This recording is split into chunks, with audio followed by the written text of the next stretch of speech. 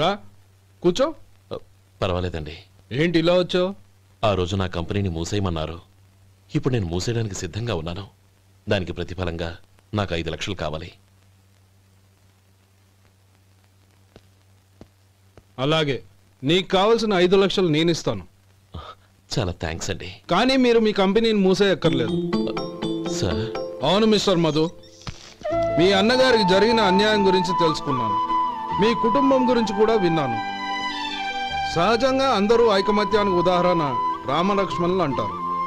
కానీ ఆ రామలక్ష్మణులు ఎలా ఉంటారనేది పుస్తకాల్లో చదవడం తప్ప ఎవ్వరూ చూడలేదు. మీ అన్నదమ్ములను చూస్తే ఆ రామలక్ష్మణులు ఇలాగే ఉండేవారేమో అనిపిస్తుంది. అలాంటి కుటుంబానికి ఇలాంటి ఇబ్బంది రావడం నిజంగా దురదృష్టం.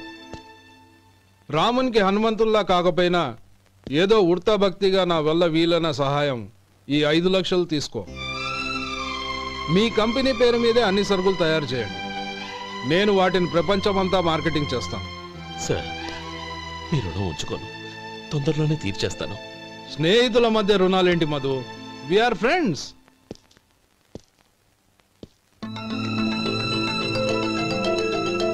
ఏంటే అక్కడ ఆగిపోయావు? రా. నువ్వు మీ అన్నయ్యని అరెస్ట్ చేయడానికి అట్టెళ్ళావు, ఆయన లొంగిపోవడానికి ఇటు వచ్చారు. అవును, యూనిఫామ్ చేత్తో పట్టుకొచ్చావేంటి? సార్, నేను రే, ఈ మాత్రం దానికే బెదిరిపోయి ఉద్యోగం వదులుకుంటావా?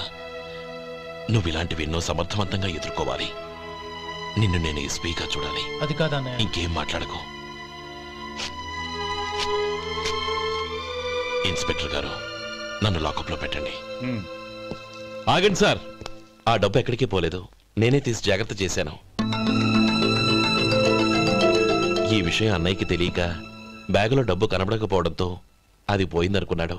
నేను పట్నం నుంచి వచ్చేసరికి జరిగిన గొడవంతా తెలిసిందే. రే మధు, జరిగిన దానికి నన్ను క్షమించనయ్యా. ఇంటికి వెళ్ళాక అన్ని వివరంగా చెప్తాను. సార్, ఇదిగోండి 5 లక్షలు. ఇది కమిటీ వాళ్ళకి అప్పగించి ఈ కేసు కొట్టేయండి సార్. భలే వాడివయ్యా, తీసినప్పుడు ఒక మాట ఆయనతో చెప్పుండొచ్చుగా. అనవసరంగా పెద్ద ఆయన స్టేషన్ వరకు రప్పించావు. Sorry sir. అన్నయ్య, మీరింటికి వెళ్ళండి, నేను లెక్క అప్ప చెప్పేసి వస్తాను. వస్తానండి. అలాగే. ఎలా దెబ్బ కొట్టాలన్నా కుదరటం లేదు. అయినా వీళ్ళకు ఉన్న పళ్ళంగా 5 లక్షలు ఎలా వచ్చాయి? అదే బావా, నాకు అర్థం కావటం లేదు. నీకు అర్థమైతే ఆశ్చర్యపడాలి కానీ అర్థం కాకపోతే ఆశ్చర్యమేముంది? ఎవడ్రా వాడు? ఇన్నాళ్ళుగా వ్యాపారం చేస్తున్నాను, నిన్నగాక మొన్న వచ్చినోడు వాడు నాకు పోటీయా? వాణ్ణి పెరగనివ్వకూడదు. వాణ్ణి ఇక్కడికి రప్పించండి, నేను మాట్లాడతాను.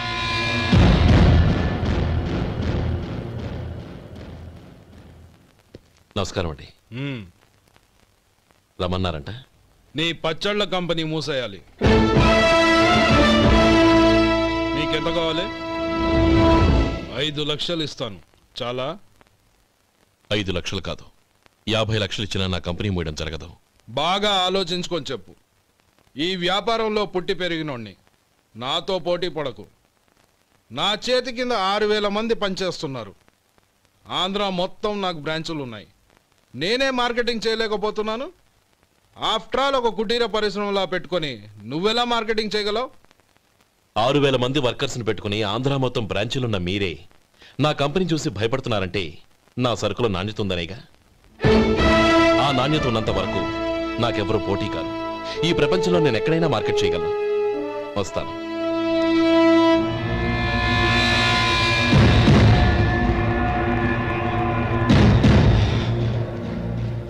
ఇక్కడ ఏం లేదండి. ఇక్కడ ఏం లేదండి.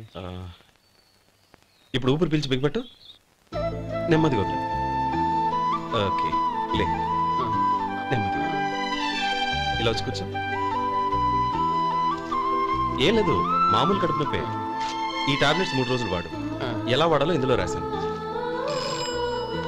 Token number 29. టౌన్ డాక్టర్ భయపెట్టేశాడు, ఆపరేషన్ అది ఇదని.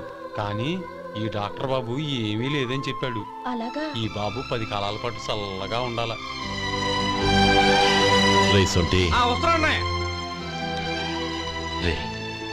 భగవంతుడి దయ వల్ల తమ్ముడు హస్తవాసి మంచిదని అప్పుడే పేరొచ్చిందిరా. తమ్ముడిని దగ్గరుండి జాగ్రత్తగా చూసుకో. పని హడావుల్లో పడి వేళకి భోంచేయడము. అబ్బే అదే లేదన్నయ్య. 1 గంటకల్లా పేషెంట్ కట్టు, భోజనం పెట్టు. అది అలా జాగ్రత్తగా చూసుకో. నేను చూసుకుంటాను కదన్నయ్య, నువ్వు వెళ్ళు.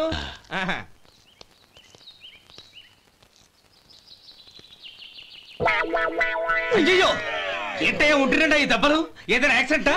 అదేం కాదండి, మరి గోరు కొరికినందుకు ఎలక్ట్రిక్ స్తంభానికి కట్టేసి ఇలా రక్తం వచ్చేలా కొట్టారండి. ఊరు కురికినందుకు ఎలక్ట్రిక్ స్తంభానికి కట్టేసి ఇంతలా కొడతారా? వాళ్ళతో మనుషులా రాక్షసులా? చాలా థ్యాంక్స్ అండి, కనీసం మీరైనా అర్థం చేసుకున్నారు. వాళ్ళు అర్థం చేసుకోలేదండి.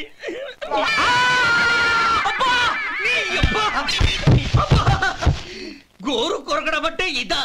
నిన్ను కొట్టడం కాదురా, నిలువురా నరికేయాలి. అబ్బా సెప్టిక్ అవుతుందో ఏమిటో. మన 2 ఊర్ల పొలిమేరలో ఉన్న ఈ మల్లికార్జున స్వామి వారి దేవాలయం జీర్ణదశలో ఉందన్న విషయం మీ అందరికీ తెలుసు. ఇన్నాళ్ళు మీ ఊరు వాళ్ళు పట్టించుకుంటారని మా ఊరి వాళ్ళు, మా ఊరి వాళ్ళు పట్టించుకుంటారని మీ ఊరి వాళ్ళు దీన్ని ఇలా వదిలేశారు. ఈ గుడి మీ ఊరికి ఎంత ముఖ్యమో మా ఊరికి అంతే ముఖ్యం. కాబట్టి మన ఇరు గ్రామ ప్రజలు కలిసి దాన్ని బాగు చేయించి కుంభాభిషేకం చేయించాలనే సదుద్దేశంతో ఒక కమిటీని ఏర్పాటు చేశాం. ఈ కమిటీలో 2 గ్రామాలకు సంబంధించిన ప్రముఖులు ఉన్నారు. కమిటీ ప్రెసిడెంట్గా ఎవరిని ఎన్నుకోవాలనే విషయంలో శ్రీ గోపాలరావు గారి పేరు, శ్రీ లక్ష్మీపతి గారి పేరు పరిశీలనలోకి వచ్చాయి. అందువలన మేమందరం బాగా ఆలోచించి తర్జన భర్జనలు చేసిన మీదట శ్రీ గోపాలరావు గారే అన్ని విధాలా ప్రెసిడెంట్ పదవికి అర్హులని ఈ కమిటీ నిర్ణయించడం జరిగింది.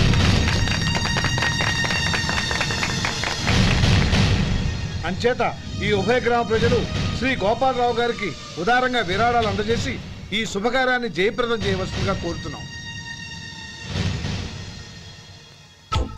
ఏంటి ఇంకా రాలేదా?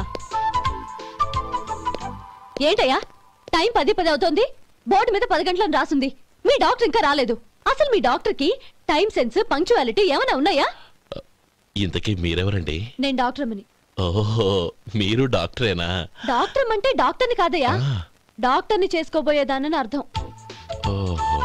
అవును, నువ్వెవరు? నేను ఇక్కడ టోకన్ ఇస్తూ ఉంటానులేండి. తప్పుకోవయ్యా. అవును, మీ డాక్టర్ కి ఎవరో అన్నయ్య ఉన్నాడంట కదా, ఎలాంటోడు?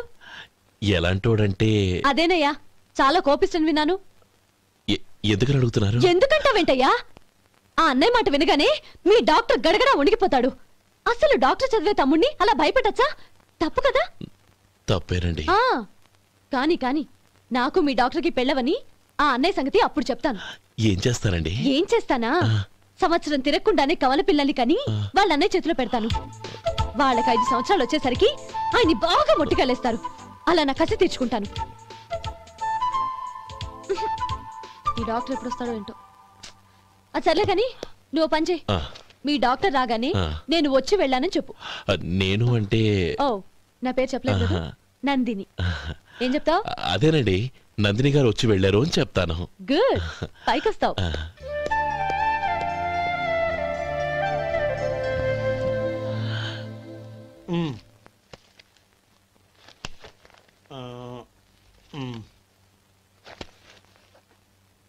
దీంతో మొత్తం 4,98,200 అయ్యాయి. పోతే నువ్వు ఇచ్చినంత ఇవ్వలేకపోయినా ఈ దైవకార్యానికి నా వంతు చందా 1800. దీంతో మొత్తం 5 లక్షలు పూర్తయ్యాయి. సరేరా, నేను ఈ డబ్బు తీసుకుని పట్నం వెళ్ళి బ్యాంక్ లో వేసి వస్తాను. అలాగే, నేను నీతో వద్దాం అనుకున్నాను రా, అనుకోకుండా సాయంత్రం ఇన్స్పెక్షన్ వచ్చింది. పర్వాలేదులే, వెళ్ళొస్తాను.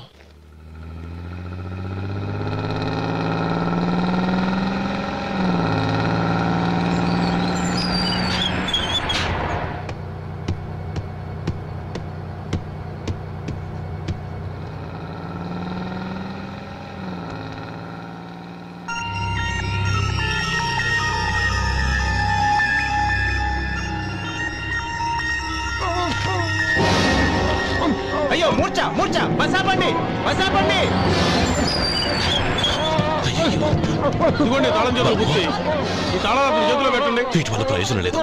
4 ఖర్చుకోకుండా పళ్ళ మధ్య పెట్టడానికి గట్టిగా తిన ఉంటాయి. ఇప్పటి ఇదిగో ఇది చూడండి.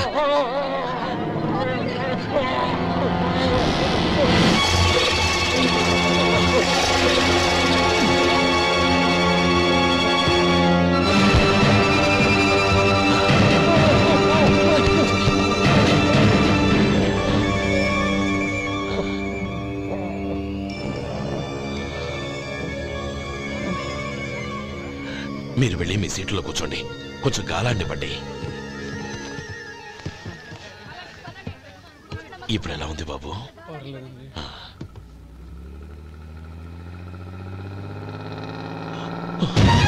అయ్యో, నా బ్యాగ్ ఎవరైనా చూసారా? అందులో 5 లక్షలు ఉన్నాయి. నా బ్యాగ్ వెంటనే బస్ ఆపండి, ఎవరిని కింద దిగవద్దు, అందరినీ చెక్ చేయండి. నా అంచనా తప్పు కాలేదు. వాడి మంచితనమే వాడిని దెబ్బకొట్టింది. మన వాళ్ళని పంపించి గుడి తాలూకు డబ్బు కొట్టేశాడని పోలీస్ కంప్లైంట్ ఇవ్వండి. ఇప్పుడు ఆ స్టేషన్లో ఎస్ఐ వాడి తమ్ముడే. వాడే వెళ్ళి వాడి అన్నయ్యని అరెస్ట్ చేసి వీధుల్లో నడిపించుకు తీసుకురావాలి. అది నేను కళ్ళారా చూడాలి, మనసారా సంతోషించాలి. అయ్యా గోపాలం గారు, మీరు దేవస్థానం సొమ్ము దొంగిలించారని ఎవరో పోలీస్ కంప్లైంట్ ఇచ్చారంట. మిమ్మల్ని అరెస్ట్ చేయడానికి మీ తమ్ముడు గారు వస్తున్నారు.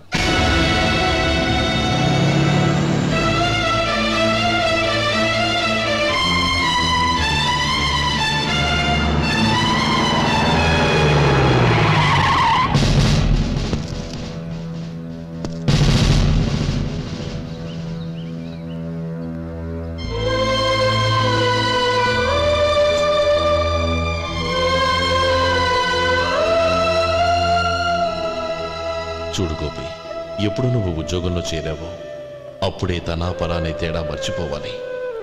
నేరం చేసిన వాడు నీ తమ్ముడైనా అన్నైనా సరే శిక్షించాల్సిన బాధ్యత నీది. అదే నువ్వు నీ ఉద్యోగానికి ఇచ్చే గౌరవం.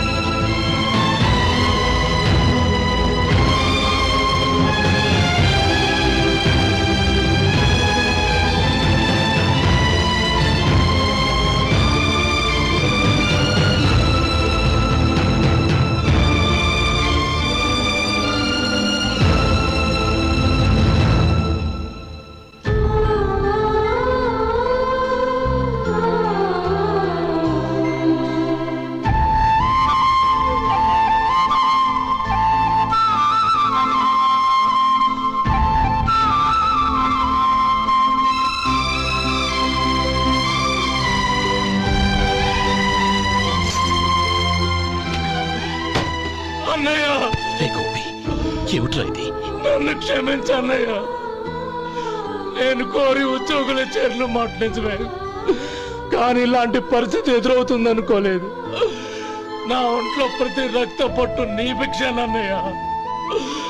నిన్ను అవమానపరిచి ఉద్యోగం నిలబెట్టుకునే బదులు నా ప్రాణాలను వదులుకుంటారు, కానీ ఈ పని మాత్రం నేను చేయలేనన్నయ్య.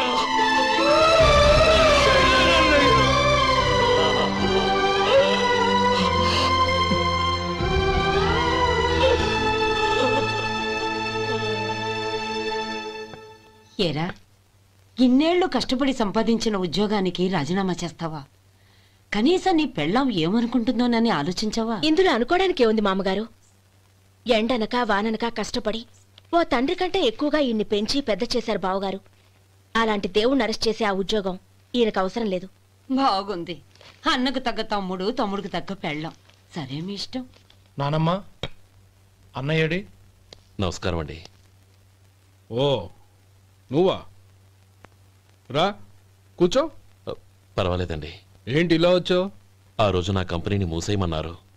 ఇప్పుడు నేను మూసేయడానికి సిద్ధంగా ఉన్నాను. దానికి ప్రతిఫలంగా నాకు 5 లక్షలు కావాలి. అలాగే, నీకు కావాల్సిన 5 లక్షలు నేను ఇస్తాను. చాలా థ్యాంక్స్ అండి. కానీ మీరు మీ కంపెనీని మూసేయక్కర్లేదు. సార్? అవును మిస్టర్ మధు, మీ అన్నగారికి జరిగిన అన్యాయం గురించి తెలుసుకున్నాను. మీ కుటుంబం గురించి కూడా విన్నాను. సహజంగా అందరూ ఐకమత్యానికి ఉదాహరణ రామలక్ష్మణులు అంటారు. కానీ ఆ రామలక్ష్మణులు ఎలా ఉంటారనేది పుస్తకాల్లో చదవడం తప్ప ఎవ్వరూ చూడలేదు. మీ అన్నదమ్ములను చూస్తే ఆ రామలక్ష్మణులు ఇలాగే ఉండేవారేమో అనిపిస్తుంది. అలాంటి కుటుంబానికి ఇలాంటి ఇబ్బంది రావడం నిజంగా దురదృష్టం. రామునికి హనుమంతుల్లా కాకపోయినా ఏదో ఉడతా భక్తిగా నా వల్ల వీలైన సహాయం ఈ 5 లక్షలు తీసుకో. మీ కంపెనీ పేరు మీదే అన్ని సరుకులు తయారు చేయండి.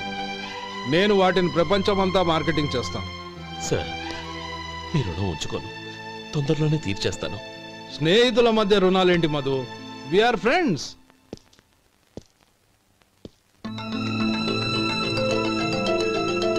ఏంటే అక్కడ ఆగిపోయావు రా. నువ్వు మీ అన్నయ్యని అరెస్ట్ చేయడానికి అట్టెళ్ళావు, ఆయన లొంగిపోవడానికి ఇటు వచ్చారు. అవును, యూనిఫామ్ చేత్తో పట్టుకొచ్చావేంటి? సార్ నేను రే, ఈ మాత్రం దానికే బెదిరిపోయి ఉద్యోగం వదులుకుంటావా? నువ్వు ఇలాంటివి ఎన్నో సమర్థవంతంగా ఎదుర్కోవాలి. నిన్ను నేను ఎస్పీగా చూడాలి. అది కాదన్నయ్య. ఇంకేం మాట్లాడకు. ఇన్స్పెక్టర్ గారు, నన్ను లాకప్లో పెట్టండి. ఆగండి సార్, ఆ డబ్బు ఎక్కడికి పోలేదు, నేనే తీసి జాగ్రత్త చేశాను. ఈ విషయం అన్నయ్యకి తెలియక బ్యాగులో డబ్బు కనబడకపోవడంతో అది పోయిందనుకున్నాడు. నేను పట్నం నుంచి వచ్చేసరికి జరిగిన గొడవంతా తెలిసిందే. రే మధు, జరిగిన దానికి నన్ను క్షమించనయ్యా. ఇంటికి వెళ్ళాక అన్ని వివరంగా చెప్తాను. సార్, ఇదిగోండి 5 లక్షలు. ఇది కమిటీ వాళ్ళకి అప్పగించి ఈ కేసు కొట్టేయండి సార్. భలే వాడివయ్యా, తీసినప్పుడు ఒక మాట ఆయనతో చెప్పుండొచ్చుగా. అనవసరంగా పెద్ద ఆయన స్టేషన్ వరకు రప్పించావు. Sorry sir. అన్నయ్య, మీరింటికి వెళ్ళండి, నేను లెక్క అప్ప చెప్పేసి వస్తాను. వస్తానండి. అలాగే. ఎలా దెబ్బ కొట్టాలన్నా కుదరటం లేదు. అయినా వీళ్ళకు ఉన్న పళ్ళంగా 5 లక్షలు ఎలా వచ్చాయి? అదే బావా, నాకు అర్థం కావటం లేదు. నీకు అర్థమైతే ఆశ్చర్యపడాలి కానీ అర్థం కాకపోతే ఆశ్చర్యమేముంది?